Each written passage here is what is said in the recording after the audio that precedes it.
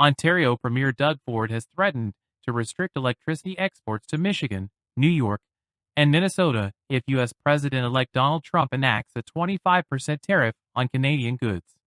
The province also considers barring U.S. alcohol imports and limiting access to critical minerals.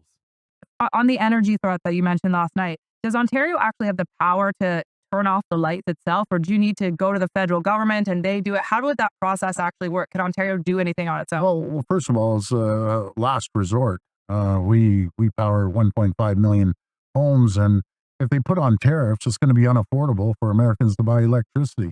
Just like if they put tariffs on the 4.3 million barrels of oil that's Alberta shipping down to the U.S. If you put 25%, that increases every barrel of oil by, every gallon of gasoline by $1. So I don't think that President-elect Trump wants that to happen.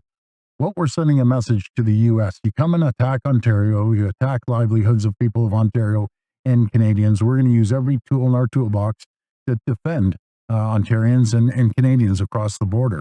And let's hope that never comes to that point. This is a last resort, Ford said. We are sending a message to the U.S. If you attack Ontario, you attack the livelihoods of Canadians. Ontario currently supplies power to 1.5 million U.S. homes. Ford emphasized that such tariffs would significantly raise costs for Americans, including adding $1 per gallon to gasoline prices due to Alberta's oil exports. Prime Minister Justin Trudeau has pledged additional border security to address Trump's concerns, while Alberta Premier Danielle Smith rejected any plans to cut oil exports. Under no circumstances will Alberta agree to cut off oil and gas exports, Smith stated, stressing the need for a diplomatic resolution. The dispute comes amid a broader $75 billion U.S.-Canada trade deficit and heightened tensions over migration and drug smuggling. Canadian officials argue that Canada's contributions to U.S. energy security and trade are vital, with $2.7 billion in goods and services crossing the border daily.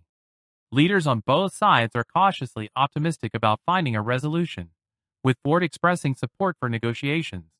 Let's hope it never comes to that.